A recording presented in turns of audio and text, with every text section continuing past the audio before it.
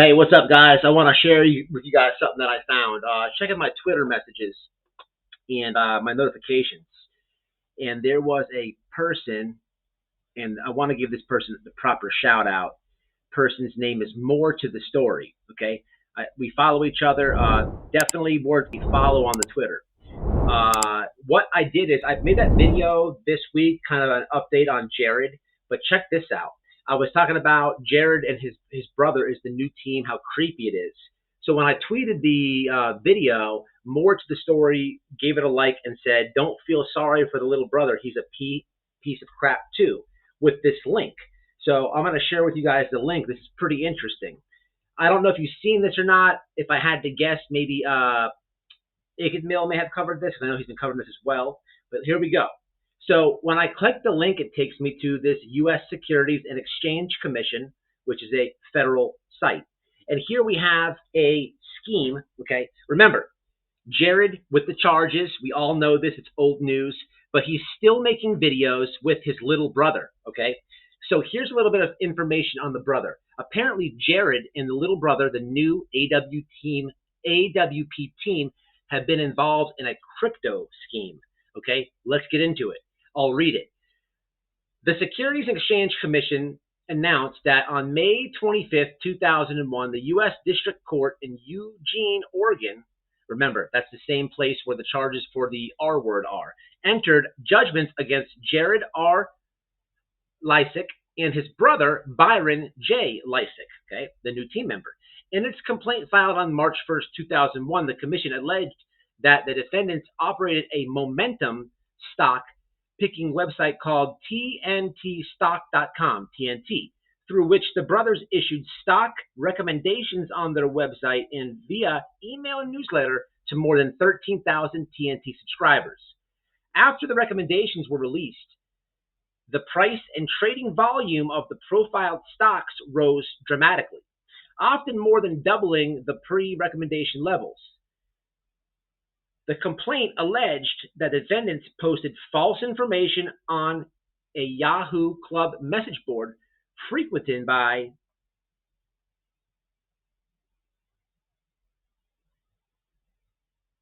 where'd I go?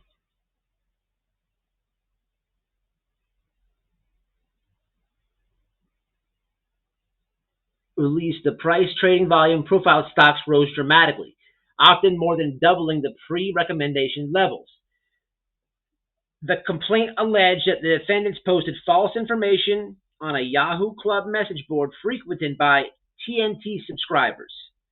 The complaint further alleged that the defendants falsely claimed, among other things, that TNT's representatives held no more than 5,000 shares of any stocks profiled on the website, and that TNT representatives would never sell shares until 30 minutes after issuing a recommendation. In fact, the complaint alleged the defendants usually held more than 20,000 shares and sold most of the shares within 30 minutes of the release of the recommendations.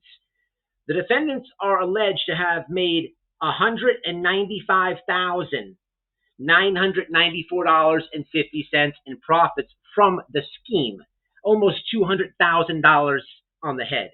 Without admitting or denying the allegations contained in the complaint, the defendants consented to the entry of judgments permanently enjoining them from future violations of the anti-fraud provisions of Section 10B of the Securities Exchange Act of 1934 and Rule 10B-5 thereunder, and ordering them to pay disgorgement totaling of the exact amount of money, $195,994.50 in prejudgment interest thereon, by waiving payment of disgorgement and not assessing civil penalties based on the defendant's demonstrated inability to pay. For additional information, see litigation release number 16921, March 2001. Now, yes, this is old. It's 2001. It's about 20 years old. But there was a lien on these guys. And what I'm trying to bring to light is there's a question on AWP of the former members. We see a lot of the former members coming out and speaking. Did they know of the allegations? There's a big, earning debate on YouTube. Some people think that some of the four members knew. Some people feel like they didn't know. Personally, I feel like they did not know about the crazy allegations of the R word. But what I do feel like is that as some of the members started talking and coming out, especially Nick's son with that video about how Jared was all in this for the money, but then people just turned on him when he came out, when in fact it was the truth at the end of the day. I feel like they did know that this was a big money pump and dump. Pump and dump is a term used in stocks or crypto when you want to inflate the price of a crypto. You can get a whole bunch of people to jump on the coin token to make it rise, and then bam, cash out. So we pump and dump. I believe Jared, that's the way he does and lives life. I believe that's his whole forte. It's all a big cash grab. Okay, this is just further evidence of that. Don't know if you've seen it. Leave it in the comments. I'll leave the link to the U.S. Securities and Exchange Commission and this whole thing, and a big shout out to More to the Story on Twitter. I'll post this, and I hope you see it. Give him a follow. Tell him White Boy sent you, and hey, it's at White Boy Radio over there. Quick update, y'all. I care less about that attorney and whatever he feels and thinks about. That family has ignored phone calls. That girl used to